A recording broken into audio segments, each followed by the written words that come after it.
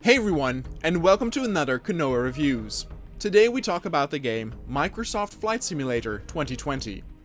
Now this might seem like a bit of an odd choice, and might not necessarily cater to my audience, but the game is definitely worth discussing because I feel it accomplishes something very rarely seen up until now.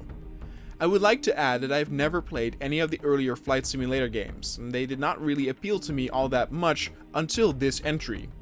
And I feel that's the case for many with this game.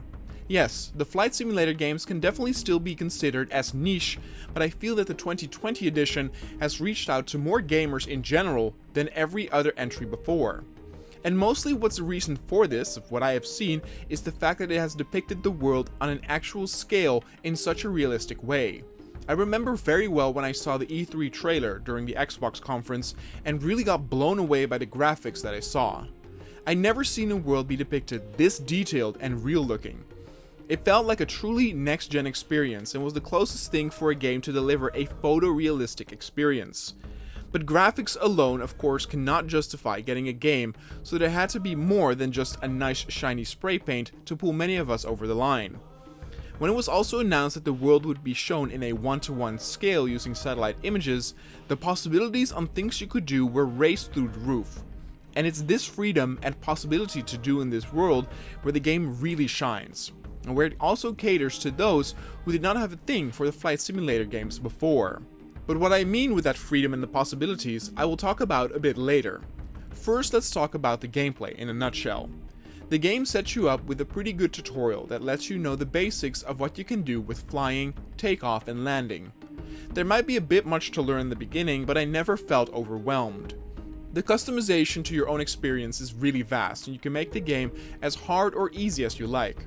Setting it on easier difficulty settings will have you get unlimited fuel, not take damage, or have the AI do the radio transmissions automatically for you.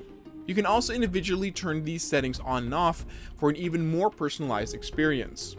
Now the easier you play, there's obviously less for you to do in terms of pushing or turning buttons, but it can come quite close to an experience like you have in your more arcadey games like a GTA 5.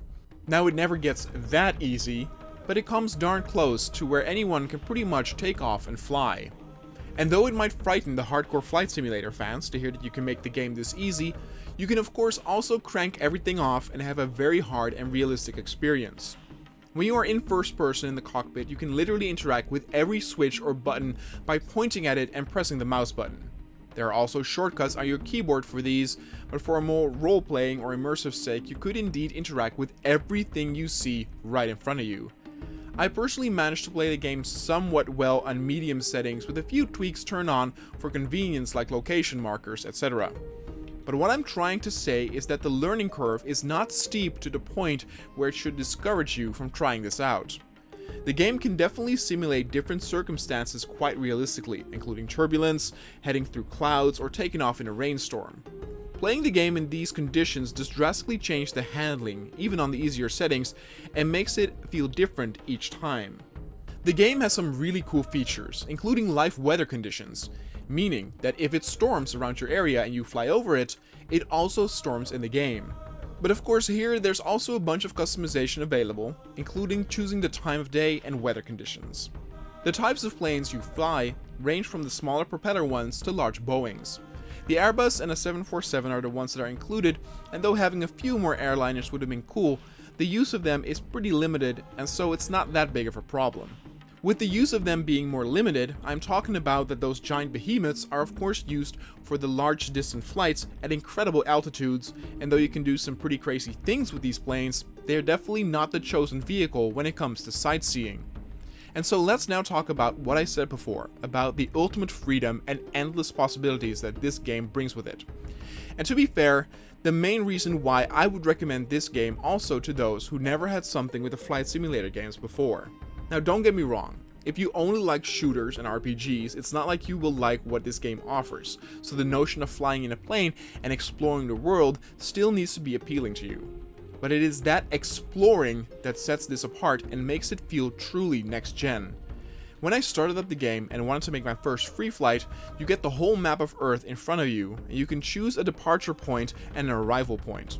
This can be either an airport or just somewhere random, and in that case, you will already be in the sky flying when you begin. So since I am Dutch, I decided to depart from our local airport at Schiphol, Amsterdam. I actually live very close to that, and my mother worked for the official Dutch flight company for many years. And so when I took off, I looked up on the map where my house was and also my high school in relation to the airport. And to my utter surprise, I could actually fly over there with a tiny propeller plane and see my own house in its accurate location with an accurate portrayal of the backyard and everything. It was truly astounding. There was an actual 3D model house where my actual house was, and also the neighbors' houses were there and the proper parking lots and everything. I could literally see the route I take from my house on my bicycle towards my gym each day. It was absolutely mind-blowing. Now, of course, if one were to zoom in on the model of my house, it did indeed not look like it in terms of colors or windows or doors, but the shape of the roof and my neighbors' roofs and everything was accurate. What's more is that I also found my high school in the game, and that was accurate too. It used to be a cloister for upcoming priests back in the day, and it's surrounded by a giant grass field and fountain, and I could see all that from the plane. It was insane. I took a photo for comparison. Now again, you can see when you really zoom in that the color of the building and windows are inaccurate, but the shape is very much correct. Except for the big dome in the middle, and that is probably because the satellite images cannot properly distinguish height, and so they don't know how tall some buildings are. It's also not 100% accurate to where everything is correct. Near my house there's for example a fountain, but instead of a fountain the game puts a blue building there. But these smaller mistakes can be forgiven, as I was still just surprised how every other building is properly created in 3D. I could visit the houses of friends and family where they actually were.